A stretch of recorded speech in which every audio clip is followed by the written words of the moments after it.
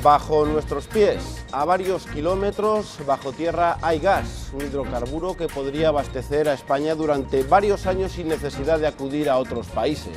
Cantabria, País Vasco y Castilla y León son las comunidades autónomas con más metros cúbicos en su subsuelo. Un gas que se encuentra en las capas de pizarra y que solo tiene una manera de salir a la superficie, mediante la fractura hidráulica o fracking. Una técnica de extracción de gas que consiste en inyectar agua y otros productos químicos a alta presión para liberar el gas. La Asociación Industrial del Gas y el Petróleo cree que es una gran oportunidad y consideran que esta técnica es segura, mientras que los miembros de varias plataformas ecologistas y otras asociaciones aseguran que las sustancias tóxicas que se introducen plantean problemas de salud y medioambientales.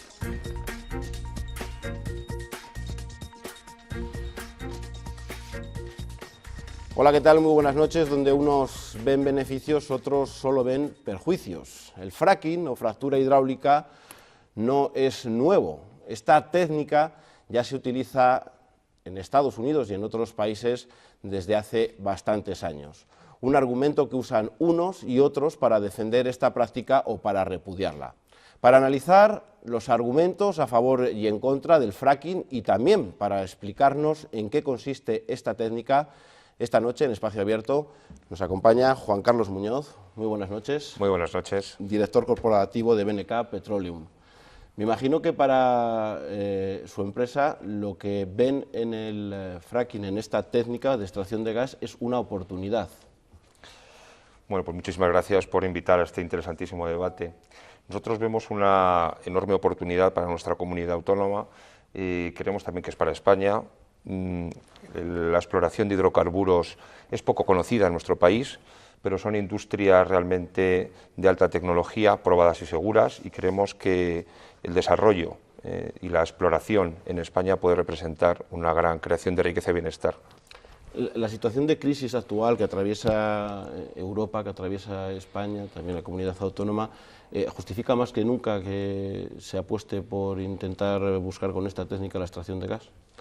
¿O es independiente totalmente? Yo creo que es independiente. Es una oportunidad que viene en un momento que yo creo que es muy propicio para nuestra economía, para la economía europea, porque aporta una gran competitividad. En Estados Unidos y Canadá, donde se ha desarrollado inicialmente esta técnica, los precios de la energía se han reducido de forma considerable y eso da una gran ventaja competitiva a las industrias que están en esa zona. Pero en sí mismo representa una creación de riqueza muy importante. También esta noche está con nosotros Ángel Cámara. Buenas noches. Gracias por estar aquí. Es decano del Colegio de Ingenieros de Minas del Centro de España, es catedrático de Ingeniería Química y Combustibles de la Universidad Politécnica de Madrid. Me imagino que, hablando de los técnicos y hablando un poco de los expertos, que un poco tienen una opinión clara, pero están al margen de quienes a lo mejor ven un beneficio económico para sus propias empresas o para los que defienden el territorio donde se va a hacer esa extracción de gas. ¿Cuál es su opinión sobre esta técnica? Sí, mi opinión, después de un análisis considerable que se ha plasmado en un informe de 100 y pico páginas que hemos presentado públicamente, como ingenieros de minas entendemos que es una tecnología madura, que medioambientalmente no es agresiva y que por tanto de cara a la economía del país es razonablemente buena. Bueno, no todos los técnicos piensan igual, todos los expertos. A mi derecha se encuentra Lucas Vadillo. Buenas noches, gracias por estar aquí. Hola, buenas noches. Es jefe del área de recursos energéticos y sostenibilidad minera del Instituto Geográfico Minero de España. También es geológico. Es además ingeniero de minas. Lo primero, gracias por venir. Si es tan seguro como acabamos de escuchar, según algunos informes, ¿por qué hay todavía países o comunidades autónomas que prohíben esta técnica? Bueno, lo primero que tengo que decir es que el Instituto Geológico y Minero de España, al que represento en este programa, no tiene una posición ni a favor ni en contra sobre por qué hay países que rechazan el fracking y la extracción de gas no convencional o gas de pizarra, pues posiblemente sea por la incertidumbre que crea los aditivos químicos que se introducen en la inyección y en la fracturación, en el fracking o fracturación, y el tema de la microsismicidad o sismicidad inducida. Yo creo que esa es la incertidumbre que está creando en las personas donde todavía no se ha hecho o donde se ha hecho, como son los Estados Unidos principalmente, que es el país pionero, el que ha desarrollado toda la técnica de fracking y de dirigida y de fracturación hidráulica y perforación dirigida. Muchísimas gracias por estar con nosotros. Y ya finalmente está con nosotros José Hipólito Delgado, buenas noches. Es miembro de la Asamblea Antifracking Merindades de la provincia de Burgos. Son varias las plataformas que están en contra de esta práctica. Para ustedes, ¿cuál es el principal argumento para estar en contra de ello? Pues el principal argumento, como no podía ser de otra forma, es la posible contaminación o la posible sismicidad. Lógicamente, es obvio que nosotros no vamos a estar en contra de que se crea riqueza en el país, pero pensamos que el fin nunca justifica los medios. Entonces, aunque el señor Muñoz ha dicho que es una técnica probada y segura, lo manifiesta por escrito, no es así, porque hay 20.000 ejemplos que después podré desarrollar de lo que ha ocurrido en Estados Unidos simplemente en los 2 últimos años. Y no solamente eso, hay estudios pendientes, de los que hablaré posteriormente, en que incluso el Departamento de Energía de Estados Unidos ha dedicado una cantidad de $36 millones para estudio y desarrollo de estos posibles problemas medioambientales. Si lo ha dedicado, yo creo que no está, bueno, sí probada, pero desde luego no segura. Bueno, tendremos tiempo a lo largo de los próximos 45 minutos de ver los argumentos de unos y de otros. En Castilla y León hay 16 solicitudes, 13 permisos de investigación concedidos y 1 de explotación también concedido. La Junta de Castilla y León, que ha declinado nuestra invitación para estar esta noche aquí, apoya esta técnica para su investigación. Pero antes de entrar en detalle queremos explicarles muy brevemente, en apenas un minuto, qué es eso del fracking o la fractura hidráulica. La fractura hidráulica o fracking es la técnica mediante la cual se obtiene gas natural reventando rocas que se encuentran a una profundidad que va desde los 400 metros a los 5.000. Este gas, también denominado pizarra, está atrapado en las rocas, disperso en pequeñas burbujas, por lo que para obtenerlo es indispensable romperlas. ¿Y cómo se hace? Primero se perfora un pozo vertical hasta alcanzar la zona de pizarra. Después se realiza otra perforación horizontal de más de 1 kilómetro. Es ya en ese túnel en el que mediante explosiones controladas se fracturan inicialmente las rocas, para después inyectar unos 30.000 metros cúbicos de un cóctel de agua, arena y aditivos químicos a altísima presión, para terminar de fracturar la roca y permitir la liberación del gas. Un gas que sube a la superficie por el tubo junto al agua y los productos químicos, momento en el que se separa y se obtiene el hidrocarburo. Pero antes de fracturar, se explora, y en ese punto estamos en Castilla y León. Hasta el momento hay 15 permisos de investigación concedidos y otros tantos pendientes, todos en el noreste de la comunidad, siendo Burgos la provincia con más requerimientos. El sí a la investigación lo concede la Administración regional, pero no siempre. Porque cuando afecta a 2 o más comunidades autónomas, ese tipo de proyectos los evalúa el órgano ambiental de la Administración General del Estado y los autoriza el órgano de industria de esa Administración General. En aquellos casos en los que el proyecto se enmarca solo en una región, es la Junta quien exige que pase la evaluación de impacto ambiental. Aquel documento que valora las afecciones que va a tener ese proyecto en ese instante y a lo largo del tiempo a los recursos naturales, al patrimonio, a la población y a todos los factores del medio. Además, la Junta de Castilla y León obliga a cumplir otros requisitos, como infraestructuras anexas y el control de contaminación de aguas, de atmósfera y de ruido. Bueno, hay muchísima información en Internet y bueno, en las televisiones, no solamente este foro, esta mesa, en la que se da información. Si bien es cierto que depende quién haga esos documentales, quién haga esos programas, hay una inclinación hacia los que están a favor o los que están en contra. En esta mesa que tenemos en el día de hoy intentamos que sea equilibrado. Hay gente que está a favor y hay gente que está en contra. Lo primero, y lanzo la pregunta para todos, no sé si hay alguna cosa, sois expertos, la mayoría del fracking, si hay alguna cosa que haya que puntuar de lo que a grandes rasgos, porque me imagino que habrá muchos detalles sobre la fractura hidráulica. El fracking es, por decirlo de una manera no convencional de obtener el gas, comparado, por ejemplo, con cómo se hace en los países árabes, ¿no?, en el que depende sobre todo de dónde se encuentra el gas, ¿no? Hablamos de una superficie porosa, impermeable, y en otra permeable. Sí, esa es la diferenciación fundamental entre convencional y no convencional, está precisamente en cómo se genera ese hidrocarburo. Todos los hidrocarburos se generan en una roca madre que, bajo presión y temperatura, finalmente se convierte en esa pizarra que se ha dicho, es donde se conserva el hidrocarburo, pero hay ciertos hidrocarburos que migran de esa roca madre y se van a una roca almacén, que es, como os he dicho, una roca porosa y permeable, y que por tanto por la propia presión del terreno sale sin ninguna dificultad, y eso sería el convencional. Y sin embargo, en la roca madre, que actúa como almacén y sello al mismo tiempo, pues evidentemente la única forma que podemos obtener ese gas es haciendo la fracturación de la roca, es decir, dándole permeabilidad que no tiene. ¿El proceso es costoso?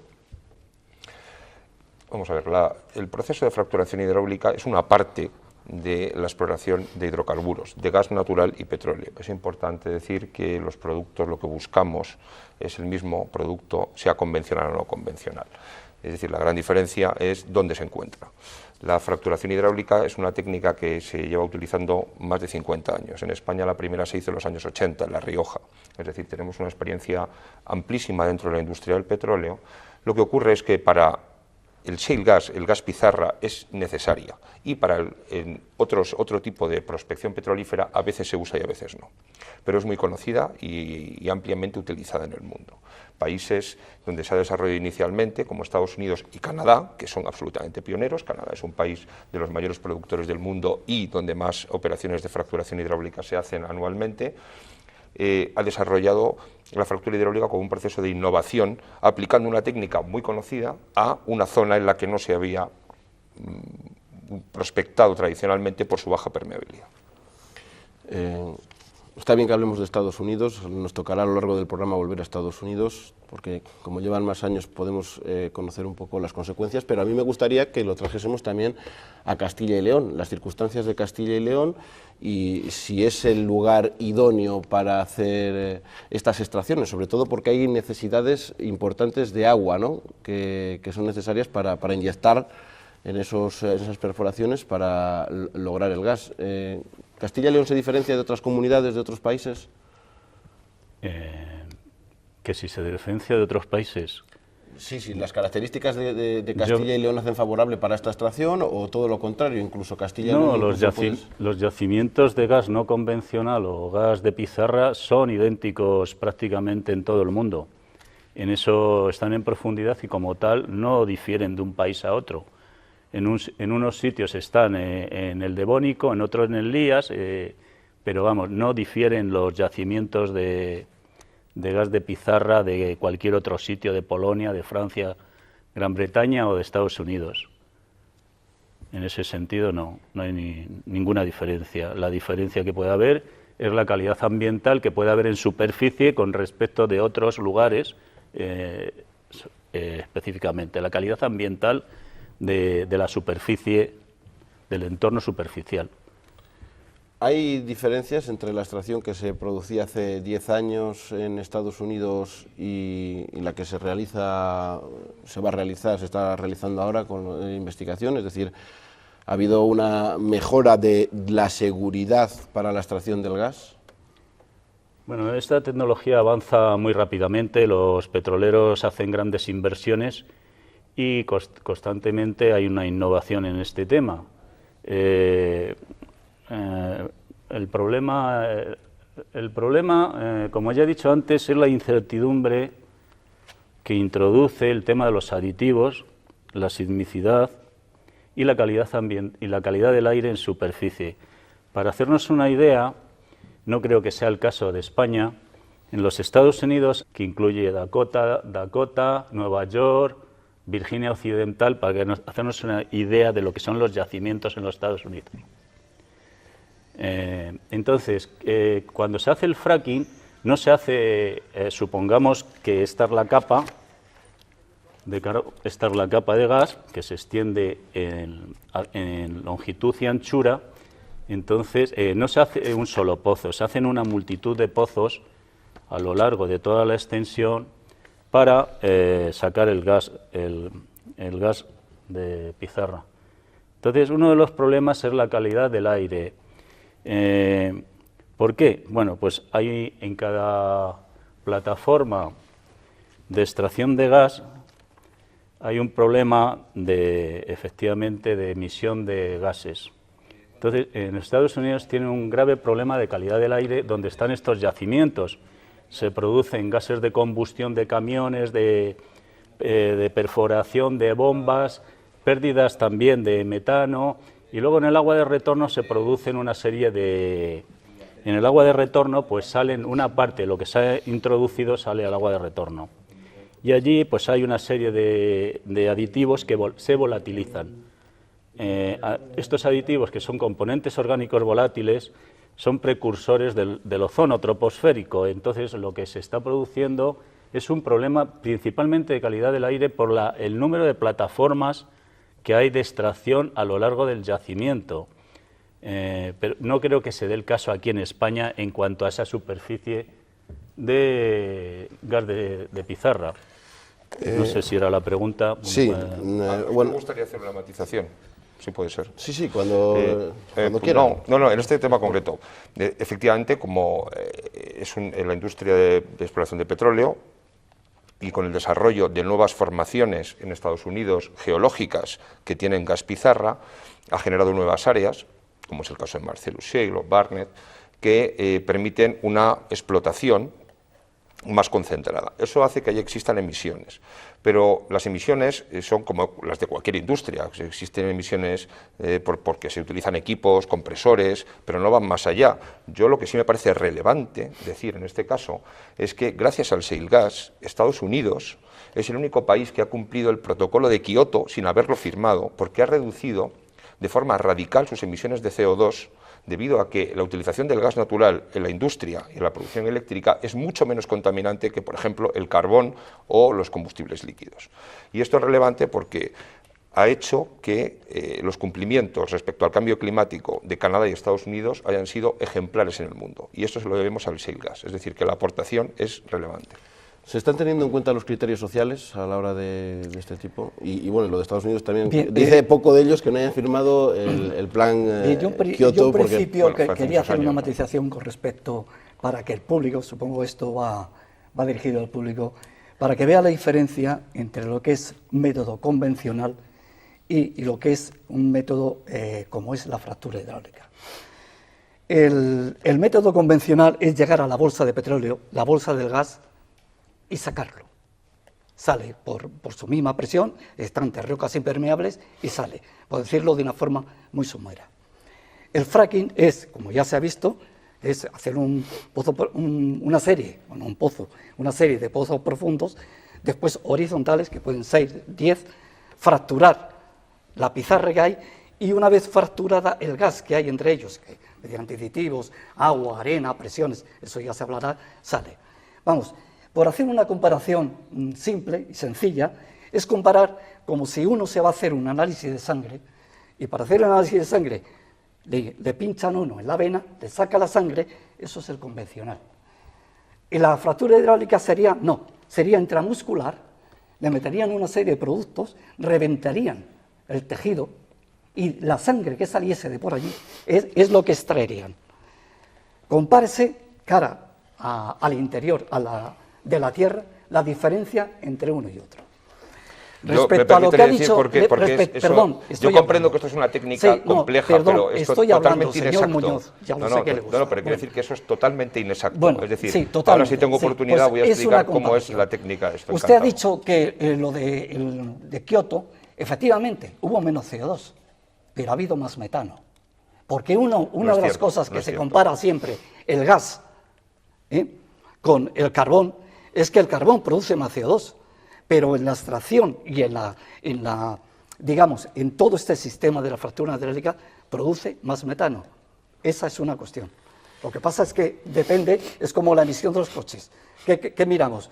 Como lo diésel, el CO2 o las partículas que producen. El diésel es mejor porque produce menos CO2, pero produce también, por otra parte, más partículas contaminantes. No mezclemos churras con marinas. Como ya han podido ver, hay dos posturas totalmente opuestas y cada una con sus argumentos. Nosotros queremos también explicarles cuáles son los argumentos a favor y cuáles son los argumentos en contra. El lunes el Parlamento de Cantabria prohibió por unanimidad el fracking en toda la región. Esta es una ley, esta es una norma que apuesta por el futuro de Cantabria, que apuesta por un futuro absolutamente vinculado a la protección de los recursos naturales, de los valores naturales, del paisaje, de la defensa de los acuíferos subterráneos. Y la fractura hidráulica solo les genera dudas e incógnitas. Falta de seguridad que comparten en la Diputación de Burgos, provincia en la que más explotaciones se han permitido. El comunicado que sacamos, y por tanto la posición del equipo de gobierno, era estar en contra del fracking mientras no se aclararan muchos conceptos. Pero quien da el permiso es la Junta, que no cierra puertas. La Junta de Castilla y León cree que es una investigación que hay que explorar. Creo que no debemos de cerrarnos aquellas cuestiones que pueden tener un futuro importante para nuestra comunidad autónoma, como están teniendo en otras partes de España y como están teniendo en otros países. El Ejecutivo Regional ensalza las posibilidades de empleo en el medio rural, datos que confirman las empresas interesadas. Aparte de que ya hay casi 1 millón de puestos de trabajo solo en shale gas en Estados Unidos, pero podríamos llegar en menos de 10 años entre shale y oil, es decir, entre petróleo y gas y Canadá y Estados Unidos, a 3 millones de puestos de trabajo. Los grupos antifracking exponen en asambleas en los pueblos las consecuencias de esta técnica. Pensamos que si esto fuera tan bueno como ahora nos vienen vendiendo, pues bien que lo hubieran promocionado como hacen con otras cosas desde un principio, en lugar de haberlo tramitado con tanto silencio. Para ello usan los documentales realizados en Estados Unidos, en los que varias familias narran los problemas con los que viven a consecuencia del fracking. Cuentan que el agua de sus grifos no es apta para el uso doméstico, que contiene metano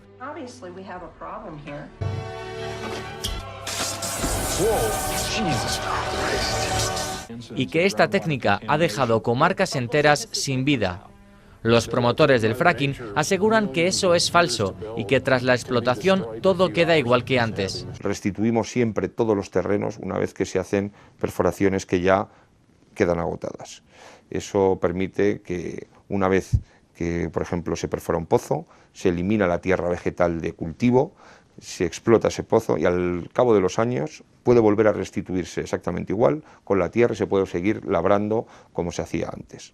Los municipios afectados ya han empezado a posicionarse. Yo creo que nos perjudicaría en esta zona, en esta comarca. Como Fuentevejuna, todos a una. Y en este tiempo han tenido la posibilidad de informarse con charlas a favor y en contra del fracking. Bueno, primer argumento, ¿la técnica es segura o no es segura?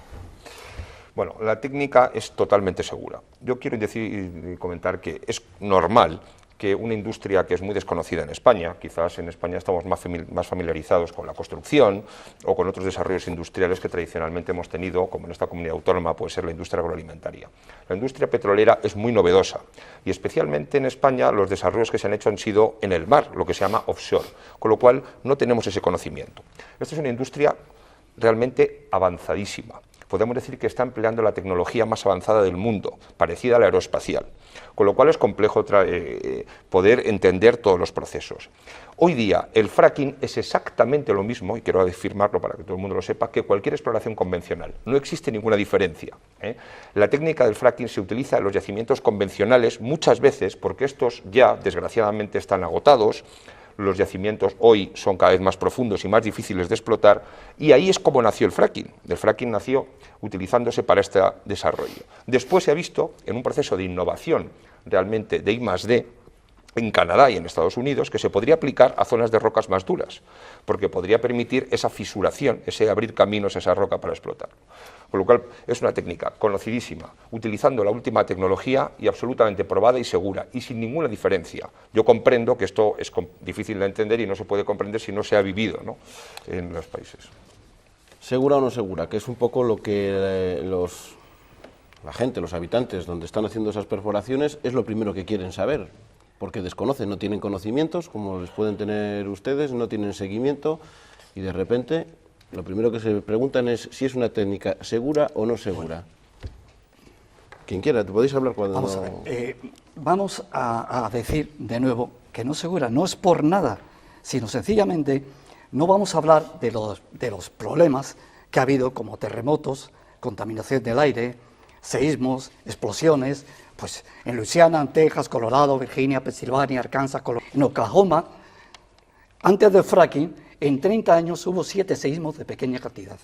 Después de seísmos, no en 30 años, en 3 años ha habido 200. Es decir, solamente en seísmos se ha multiplicado por 30. Pero bueno, podríamos hablar, como esta, efectivamente, yo reconozco que esta técnica, que es innovadora, totalmente, ha mejorado.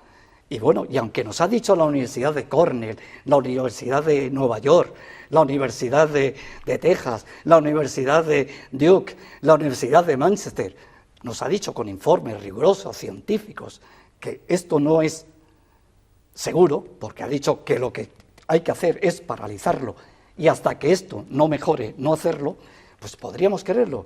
Pero es que no. Vamos a ver, hace 3 meses el Departamento de Energía de Estados Unidos, junto con algunas compañías, ha presupuestado 36 millones de dólares para que de aquí a 2 años mejoren todos los pozos de esquisto, en técnicas que se han encargado, cosa curiosa, a esas universidades como son la de Texas, Ohio, que a su vez estas compañías decían que los informes eran malinterpretados o de alguna forma eran tendenciosos. Pero además, lo más curioso es que la mitad de los informes no es para sacar más gas, es para que sean medioambientalmente más correctos. Y lo que siempre han negado las compañías, que había terremotos, uno de ellos le han dedicado a la Universidad de Texas a ver si efectivamente logran encontrar el origen de esos terremotos que de antemano negaban. No se puede decir que es segura cuando están experimentando sobre ello. Eso está claro. Tema de contaminación, también de acuíferos, que la gente se pregunta, se inyecta agua, lo entendemos, se inyecta arena y unos productos químicos que dicen que es el 0,1%, pero ese 0,1% a lo mejor son 19.000 litros, porque estamos hablando de cantidades ingentes de agua para hacer esa extracción. ¿Qué tipo de productos son? Y si salen a la superficie, pueden contaminar acuíferos, el agua que beben los animales o las propias personas. Bueno, hay que diferenciar, efectivamente, se utilizan unos reactivos químicos que se utilizan en la vida cotidiana, es decir, no son unos reactivos desconocidos, protegidos incluso por unas marcas comerciales que ocultan el contenido. Es ácido clorhídrico para romper con mayor facilidad la roca, es un reactivo que es perfectamente conocido, inhibidores de corrosión, bactericidas, surfactantes, sustancias, ácido cítrico. El ácido cítrico es algo que se utiliza en la alimentación. Y lo que tenemos que hablar es cantidades de agua, por tanto concentración. En química siempre se habla de concentración. Es una cosa muy diluida, es una cosa muy diluida. Efectivamente, y afortunadamente también para el consumo de agua, hay una parte importante de ese agua que retorna a la superficie, que se recupera, que se puede reutilizar, y para reutilizarla, efectivamente, hay que quitarle los contaminantes que haya podido arrastrar a través de la fracturación de la roca. Pero eso es una técnica perfectamente conocida. Todas las industrias hacen depuración de aguas antes de hacer su vertido. No sé si Lucas piensa lo mismo, y sobre todo porque ustedes también hablan de que existen a lo mejor posibilidad de hacerlo más seguro con otros productos como el helio, que no sé si es una cosa bastante más cara, pero quizá menos contaminante. Bueno, yo insisto en que no me posiciono del lado de los ecologistas, que yo no estoy en contra de... No, bueno, yo a usted le pregunto si me corrobora lo que acaba de decir un compañero más o menos suyo, por decirlo de alguna manera, un experto, si es así. Es verdad que se meten una serie de aditivos que son componentes orgánicos e inorgánicos, mayoritariamente son orgánicos. Y algunos, efectivamente, yo soy especialista en medio ambiente y en minería y medio ambiente. Lo que sí puedo decir es que algunos productos son cancerígenos, como las amidas, acrilamidas, se meten derivados del petróleo también. Eso, nosotros hemos hecho una guía del fracking para el Ministerio de Medio Ambiente y aquí lo explicamos. Biocidas para matar las bacterias sulfatorreductoras que reducen los sulfatos a SH2, ácido sulfídrico, para que no salga a superficie. O sea, una serie de productos que algunos son tóxicos y peligrosos. En el caso de que hubiera una fuga de las balsas del agua de retorno, flowback, habría un problema ambiental gordo. Son aditivos que, bueno, por hablar claramente, yo creo que el problema de las operadoras de petróleo es su opacidad.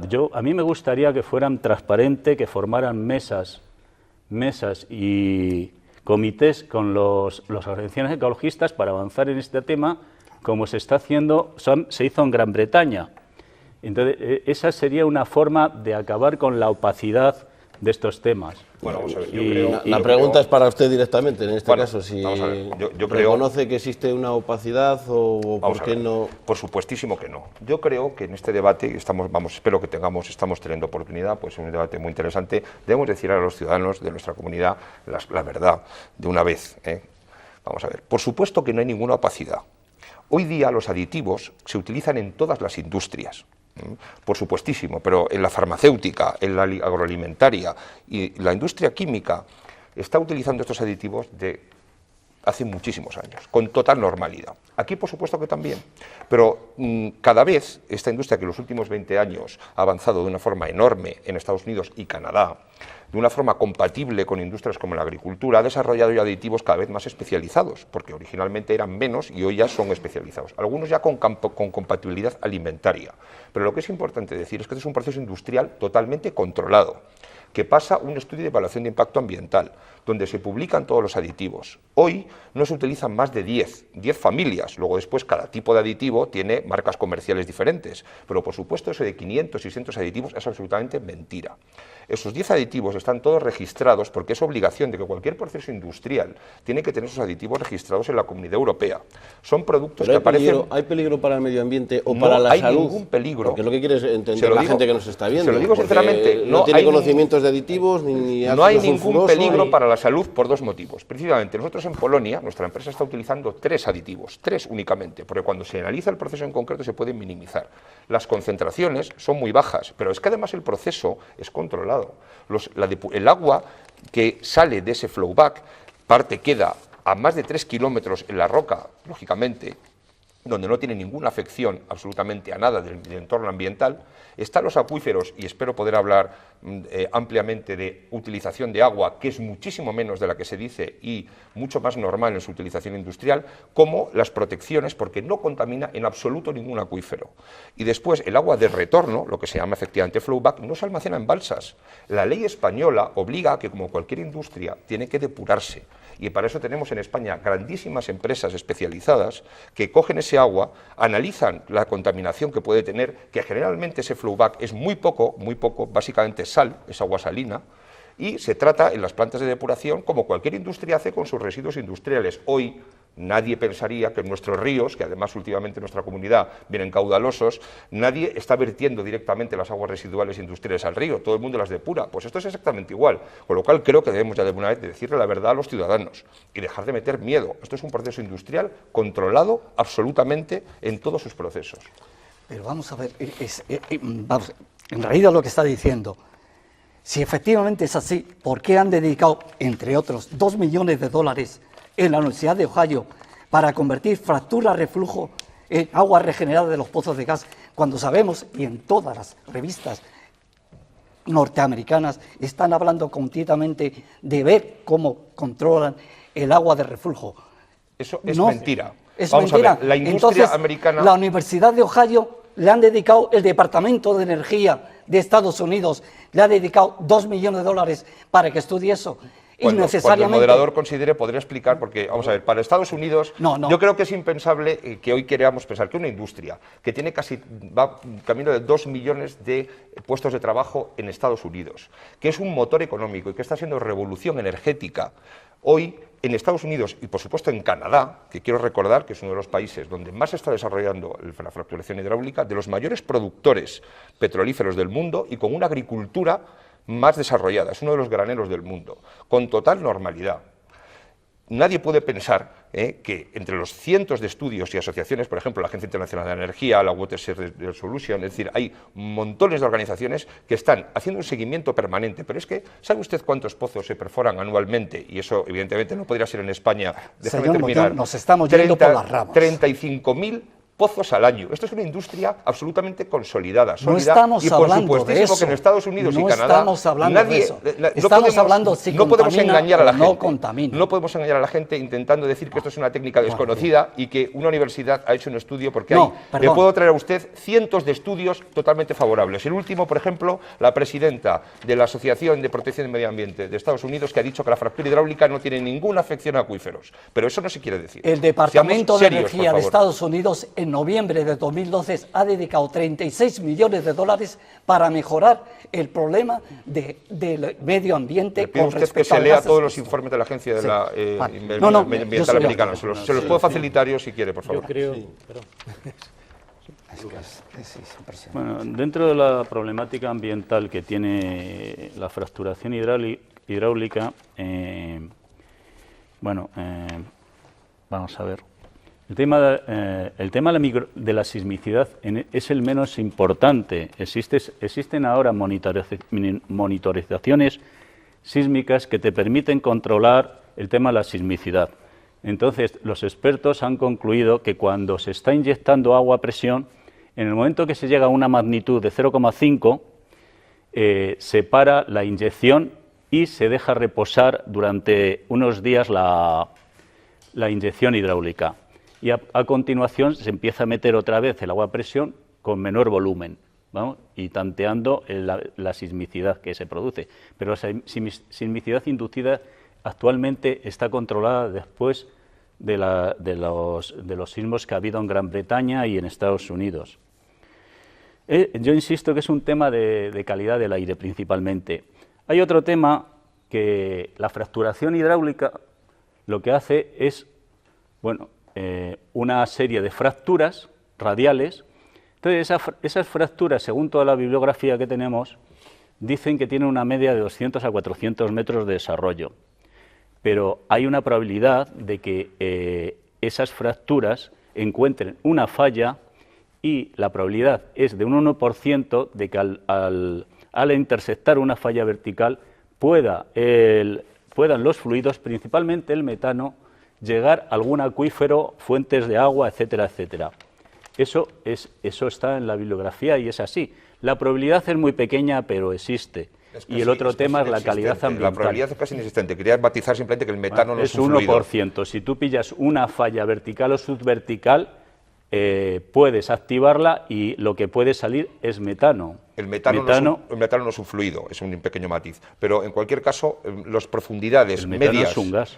Por eso que ha dicho un fluido, pero que no es líquido, Perdón, es decir, que no. fluir. Entonces, lo que me gustaría indicar es que, vamos a ver, la profundidad media de las formaciones geológicas, y podemos entrar ahora más en detalle, en profundidad, en las que estamos buscando, estimamos que dentro de la zona norte de Burgos, por ejemplo, o en la zona cuenca vasco-cantábrica, estimamos que las profundidades están entre 2,5 kilómetros, 3 kilómetros a 4. Son las formaciones geológicas de pizarras. Aquí hay muchos más expertos en geología que podemos profundizar. Es decir, todo el mundo puede tener, y eso creo que es un tema de sentido común, que si estamos haciendo hoy, gracias a la avanzadísima tecnología que hay, un pozo a 3 kilómetros de profundidad, que en las perforaciones convencionales hace años era impensable, y después una perforación horizontal a 3 kilómetros en esas formaciones geológicas, por mucho que necesitamos una enorme energía para poder abrir pequeñas fisuras. Esas fisuras no alcanzan más de 150 a 200 metros. La probabilidad de que pasen 3 kilómetros de roca hacia arriba y llegue ningún fluido es ínfima. Ínfima. Evidentemente, no, del 1% no es cierto, porque son casos en los que la proximidad del gas, como ocurre en Estados Unidos, de este shale gas, el estrato geológico, esté mucho más cerca de la superficie y exista un terreno fallado. Pero son probabilidades mínimas. Quería porque estamos mezclando muchas cosas. Hay que, centrando un poco los temas, el agua que se recupera con contaminantes que son propios de la roca que ha fracturado, más los aditivos que lleva, hay que depurarla, hay que limpiarla, y hay técnicas que permiten, y después el residuo, pues dependiendo de cómo sea, se da a un gestor de residuos, que España está perfectamente regulado ese sistema. Hablaba Lucas de balsas, que no es exactamente así, pero podríamos encontrarnos con que el hecho de que, por ejemplo, en un momento determinado, una balsa de residuos de una mina se vaya, por la razón que sea, por una razón geológica, pues automáticamente nos llevaría a prohibir la minería minería metálica en todo el país, porque puede haber una balsa que se ha ido. Yo creo que no es razón. Es decir, lo que hay que hacer es objetivar las cosas. Y si estamos diciendo de que es que puede ocurrir que se pueda ir una balsa, estamos presuponiendo que el operador está trabajando mal. Es decir, es una mala práctica. Va avanzando el tiempo. Sí me gustaría hablar de Castilla y León, de cuál es la gestión que está haciendo la Junta de Castilla y León permitiendo esas investigaciones. Y si verdaderamente quien está tomando estas decisiones son los técnicos, o se está teniendo en cuenta a la sociedad civil, a las personas que viven en esos lugares donde se están haciendo esos pozos, que repito, de momento son de investigación y que en un futuro pues serán de explotación. Bueno, en principio hay que tener en cuenta que cuando se autorizaron, cuando se dieron esas autorizaciones, no se tuvieron en cuenta, no a Castilla y León, a nadie. Ha hecho paradójico que hay directoras de parques naturales, espacios naturales, que se han enterado pues a los 3, 4, 5, 6 años de por vía indirecta de autorizaciones que les afectaban a ese parque natural. Entonces, el tema ha ido muy tardíamente. De hecho, ha habido permisos que se dieron en el año 2008 y nos hemos enterado, la población que nos afectaba, pues 3 años más tarde. Nos hemos empezado a enterar el año 2011 y hemos empezado a tener conciencia de lo que ya se nos había autorizado, pues 3 años más tarde. ¿Se está teniendo en cuenta? Bueno, se está teniendo en cuenta dependiendo de quién. Ya hemos visto el caso de Cantabria, que han sido mucho más sensibles al tema, que el gobierno de Cantabria ha dictado una ley en contra del fracking. Las Cortes de Aragón, lo mismo. Después, Castilla y León, pues por ejemplo ya sabemos que la Diputación de Valladolid ha dicho que no. En la Diputación de Soria también, la Diputación de Burgos, así. También es verdad, qué casualidad, donde hay lobbies de algún tipo, como pueden ser los bodegueros del Duero, automáticamente se han retirado las compañías. Después, ¿qué pasa? El problema de Castilla y León siempre dice que el principal problema que tiene Castilla y León es la despoblación rural. Vamos a ver, ¿qué es lo que está ocurriendo? Pues lo que ha ocurrido siempre. Es un problema, pero nos van a, con este sistema, lo que estamos viendo en las zonas con poca población, pese a que a la Comunidad Económica Europea está diciendo que habrá que tener por encima de todo a la población civil, habrá que tenerla en cuenta, pues no se nos tiene en cuenta. Porque ¿va a generar puestos de trabajo o no va a generar puestos de trabajo? Creo que para Castilla y León esto vamos a ver. Yo lo primero que tengo que decir es que es verdad y creo que tenemos que hacer un esfuerzo desde la industria, lo vemos, que lo que vemos cuando organismos que no tienen competencias y que sobre todo lo que no hacen muchas veces es también pedir informes técnicos, simplemente quizás por un movimiento social, que es muy entendible, muchas veces una preocupación, porque hay un miedo por el desconocimiento, lo que vemos es que falta información. Y yo creo que la obligación de todos es informar cada día más y comunicar a la gente, porque esto es una técnica probada, segura, industrial y conocida. Entonces tenemos que quitar todos los miedos. ¿Por qué dan marcha atrás en la Ribera del Duero? No, vamos a ver, yo me gustaría decir, lo primero, si me permite, es decir que todavía no se ha perforado ningún pozo. Es decir, tenemos la oportunidad de explorar. Y la exploración es un proceso de investigación y desarrollo largo, que ocupa años. Tenemos la suerte, y se ha publicado un estudio recientemente que ha publicado una consultora geológica de referencia internacional, sobre cuántos recursos tenemos. Potencialmente recursos prospectivos, y también los ingenieros de minas han hecho un estudio reciente. Los recursos prospectivos de shale gas en la cuenca vasco-cantábrica, de donde gran parte pueden estar en el norte de Burgos, son muy importantes, son de muchos, de más de casi 50 años del consumo de España. Eso es una cantidad de gas, de recurso espectacular, pero es un recurso que tenemos que comprobar, para eso tenemos que explorar, y eso es un proceso de I+D, es como el desarrollo de un fármaco en un laboratorio o una investigación científica, donde hay mucho tiempo de mesa, de estudio, de análisis, de ordenador y de reflexión de datos, y también hay que hacer unos sondeos prospectivos. ¿Por qué se fragmentan tanto los proyectos? Es una de las quejas que se hace. No se fragmentan. Los proyectos y según los ecologistas dicen que eso lo que pretenden en cierto modo es evitar la evaluación medioambiental. En absoluto. Vamos a ver si podemos dejar esto claro a la gente, porque es súper importante. No se ha hecho ningún proyecto todavía, ninguna perforación, porque no se ha pasado ninguna evaluación de impacto ambiental. Lo primero que se tiene que hacer es, por ejemplo, nuestra empresa y algunas otras que hemos pedido los permisos, es presentar los proyectos para que se evalúen, y eso lo acabamos de hacer recientemente. Casi todas las empresas están iniciando ese proceso. El proceso de evaluación de impacto ambiental es de los más garantistas del mundo en España y garantiza la participación de todos los ciudadanos, sindicatos, organizaciones vecinales, ONGs. Es muy importante decir que, como va a pasar un estudio de impacto ambiental, no se va a hacer ningún tipo de sondeo en ningún espacio natural, ni espacio protegido. Bueno, había algunos que estaban en Fuentes Carrión, o sea, en absoluto, no se hará. Estaba dentro uno, si estaba o no estaba, dentro puede estar de Fuentes Carrión. No, vamos a ver, los permisos de investigación son cuadrados geográficos, son zonas donde lo que se hace es que la empresa que va a desarrollar la investigación puede hacerlo en esa zona, pero para hacer el sondeo se tiene que elegir una zona totalmente compatible. Es lógico que nadie va a hacer un sondeo, no es porque sea especialmente negativo, porque su impacto es bajo, como podemos ver, pero nadie lo va a hacer en un parque natural o en una zona protegida. Déjenme que acabe un momentito este tema. Muy rápido, porque estamos ya fuera de tiempo y necesitamos... Muy rápidamente, porque es que creo que es importante fijar las realidades. Acabo ahora mismo. Se va a pasar un estudio de impacto ambiental que va a ser largo. La Comunidad Europea recomienda que en estos procesos de evaluación de impacto, no solo de este proyecto, sino de cualquiera, participe la sociedad. Es que eso ya en España pasa per se.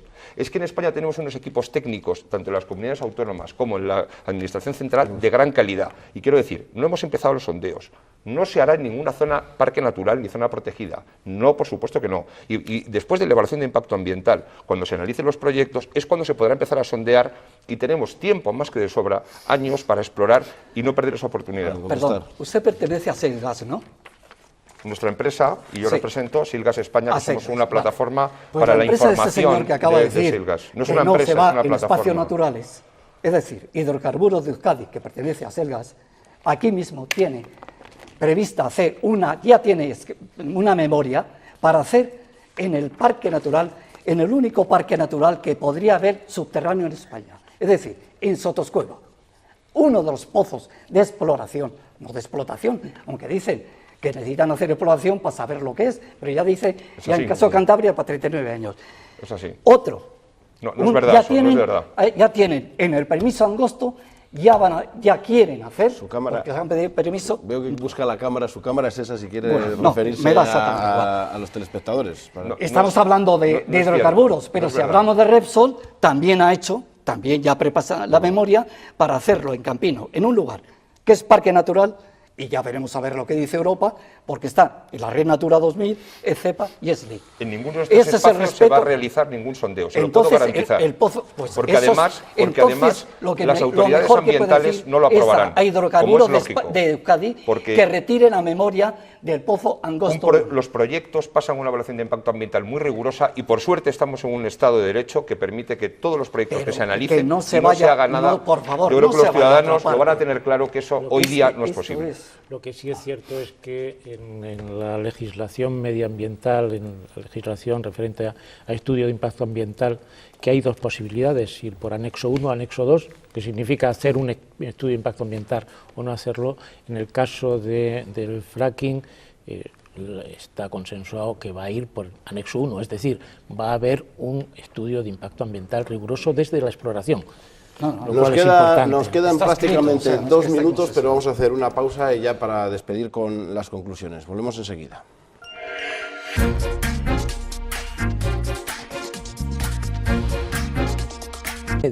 Sino tener una información completa, objetiva a ser posible.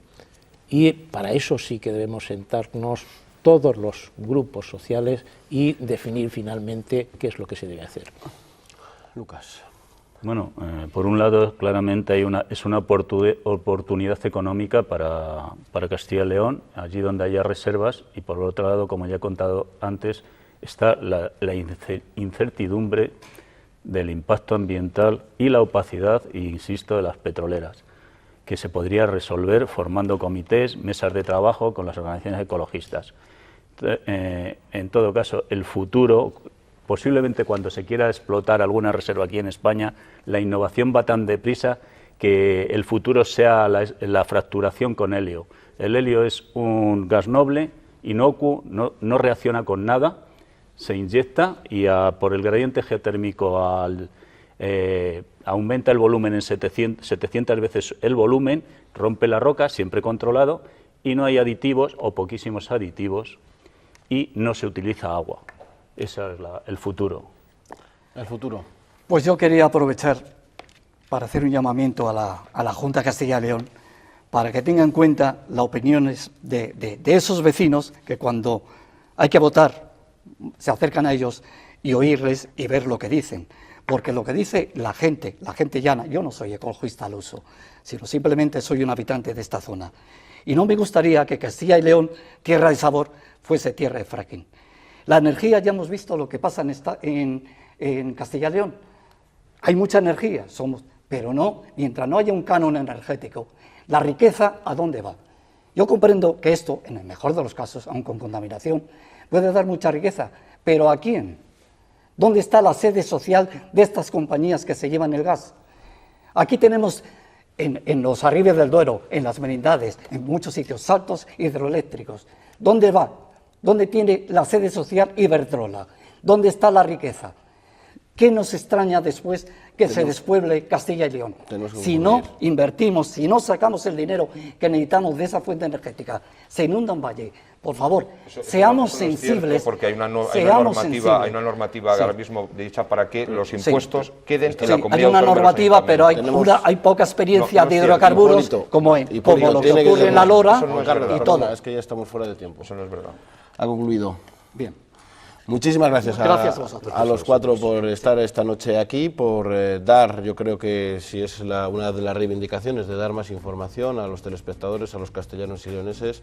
Yo creo que en una parte lo hemos conseguido, pero si es necesario volver sobre este tema, Castilla y León Televisión volverá para explicarle pues todos esos argumentos, tanto a favor como en contra de esta práctica de extracción de gas. Nosotros nos tenemos que ir, la actualidad continúa con Juanma Pérez, el informativo de medianoche. Volvemos nosotros ya el próximo jueves, eso sí, ya será para hablar del Día de la Comunidad de Villalar, del sentimiento regional y muchas otras cosas. Hasta entonces, descansen.